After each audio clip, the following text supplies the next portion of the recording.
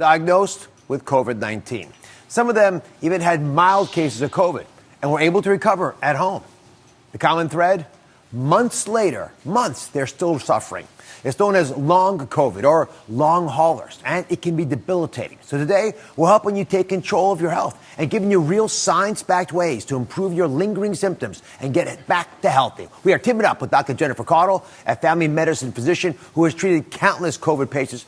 Just put a number on this. How many patients, who've had even mild cases of COVID continue to have these lingering symptoms for weeks and even months? I have so many patients. I mean, honestly, it really is something I'm literally thinking about patients' faces and their descriptions right now. The symptoms range from shortness of breath to fatigue, palpitations, brain fog, you name it. And honestly, it can be quite debilitating.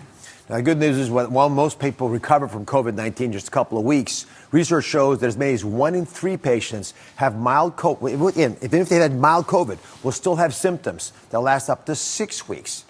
And this is important. As many as 1 in 10 will have symptoms that will last longer than 3 months. That's a long time.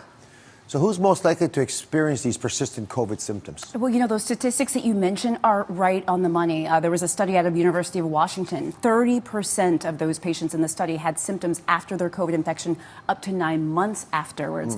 Another study out of Italy, these were hospitalized patients with COVID. Afterwards, 87% ended up with persistent symptoms. I mean, but the thing about this, Dr. Oz, is I'm telling you, there's a lot we don't know about this. Some of the patients had mild COVID illness. Some of them had severe COVID illness. Some of them were older. Some of them were younger. Some of them had underlying medical conditions, and some didn't have any underlying medical conditions at all. I mean, I've known marathon runners to end up with, sort of these long COVID symptoms. So clearly, there's a lot we just don't understand.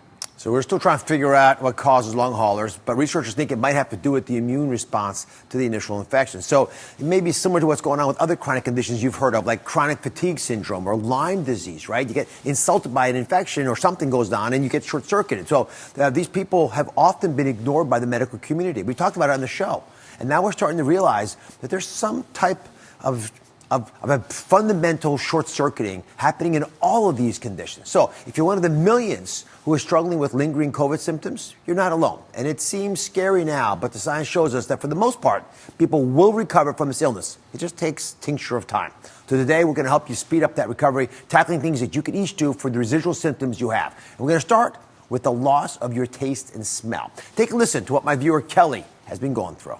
Hey, Dr. Oz. So I was diagnosed with COVID about 2 months ago. I have very recently started feeling like myself again, thank goodness, physically, but I've noticed that as my smell and taste are coming back, I no longer enjoy coffee and eating certain things that I've always loved, or certain perfumes I've always worn, or shampoos I've always used. They all have this same horrible, what I call COVID smell to them now. I also have some phantom smells, like I'll smell campfire or an overwhelming cigarette smoke stench that just come out of nowhere. So if you could tell me that this will subside soon, I would appreciate it, because I really miss my morning coffee. Oh my goodness, Dr. Caudle, taste and smell, pretty common side effect. Absolutely. Her story is so common. In fact, there was a recent study that showed that 86% of people that have COVID-19 infection end up with a loss of taste or smell, which, by the way, is a lot. Yeah. But not only that, the thing that really surprises me is that 60 days after infection, 15% of those patients still had a loss of taste or smell. And not only that, 6 months later, 5% still remained with their loss of taste and smell. Let's tackle the first issue, the lack of smell. Let me explain first what's going down, because most people don't appreciate the fundamental anatomy of smell, because the loss of smell is really not due to congestion. Here's the anatomy. So this is the top of the roof of your mouth, right? You put your tongue right there. You can touch the top of that. But way above there are the sinuses. And then when they do that little test with that probe for COVID, they're actually probing back along here, right next to this bone that separates your brain from your nose. And this little bulb here, this material, is called the olfactory bulb, and it controls your sense of smell. You can see all these little tiny nerve endings penetrating down. That's how your brain picks up the sense of smell. Really important. You've got to retrain your neurons here on what smell is, and that's why experts across the globe recommend something that we have never talked about. It's called smell training. smell training. You're going to learn it right here. Walk us through it. Yeah, I think this is really interesting. So what you want to do is every morning and every evening, you want to find 4 substances in your home that smell distinctly different. They have completely different odors. So we got lots of things here. A good example of this is like coffee beans, right? Very distinctive odor. You want to smell the scent for 10 seconds and then you want to exhale. You want to do this with the 4 scents every morning and evening for a while. This could actually be very helpful.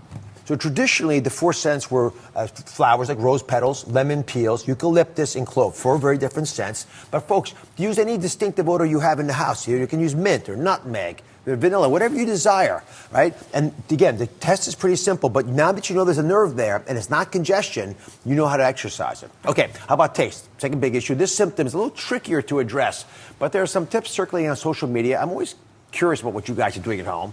Take a look at this strategy, which is actually trending on TikTok right now. So there's this trend going around TikTok stating that charring an orange will help you get your taste buds back. I still can't taste anything. Let's give it a try.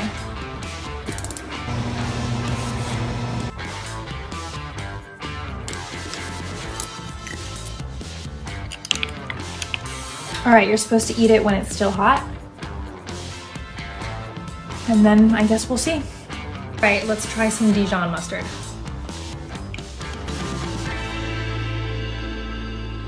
Well, it seemed to work for Sophie in that video. Is there any signs? I mean, it's a little bizarre. Yeah, it does seem a little bizarre. I actually watched that video with a lot of interest, to be honest with you. There's not really any evidence that many of us are aware of that suggests that will actually work. But we do know that taste and smell are intimately linked. So perhaps if you work on your smell, it may affect your taste. Now, again, there's not a lot of evidence about that particular technique, but I say, look, I mean, if you enjoy what was it, burnt orange that she did? Burnt orange, as long as you're doing charred it safely, orange. Charred orange, as long as you're doing it safely, what do we say? You know, you never know until you try. Right? Thankfully, she did not eat the charred rind. That was a good start. Right. All right, let's move on to the issue of shortness of breath. And tackle this with a couple ideas about strengthening your muscles. And I want you to use that metaphor. Because when you injure your leg muscle, right, it takes a little time. You do some physical therapy. Everyone knows what's required. You get your strength back eventually. Your lungs are no different. They actually need a little bit of TLC, some training to build that capacity back up again. So we've got some pulmonary rehab exercises to help get your lungs in tip-top shape. Here's the first one. Hi, I'm Danielle. I'm a physical therapist in Hawaii, and today I'm going to go over pursed lip breathing. This is a type of breathing technique that's effective for those that are feeling dyspnea or shortness of breath. It's going to be in through your nose and out through your mouth, almost like you're trying to blow out birthday candles or you're trying to whistle. So what you're going to try to do is for about a 3 count, breathe in through your nose. And then for about double that count, maybe a 5 to 6 count, breathe out through your lips into a pursed lip.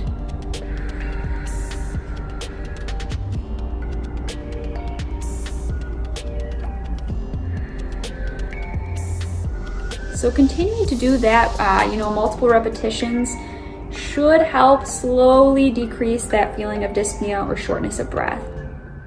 I already feel calm after trying that. I don't know if it's the exercise or her demeanor. I know, I feel like, oh. You have another exercise that will help our breathing that's based really on strengthening the muscles. That's right. It's diaphragmatic breathing, kind of similar to this. But first of all, why don't we take a seat? You first of all want to find a chair, like a sturdy chair or the end of a bed or something like that. And Dr. Oz, I'm going to walk you through this. We'll do some of it together. The first thing you want to do is put your one hand on your chest and the other hand on your belly, so the upper belly where the diaphragm is. So I'll walk you through this. What you're going to do is you'll be breathing in through your nose. Kind of keep the tongue at the top of the roof of the mouth to sort of stabilize, mouth closed. And when you breathe in, you want to fill up your belly with air. You kind of almost want to pull it down. Your belly will expand, but your chest will remain the same. And then you exhale through your mouth. Okay.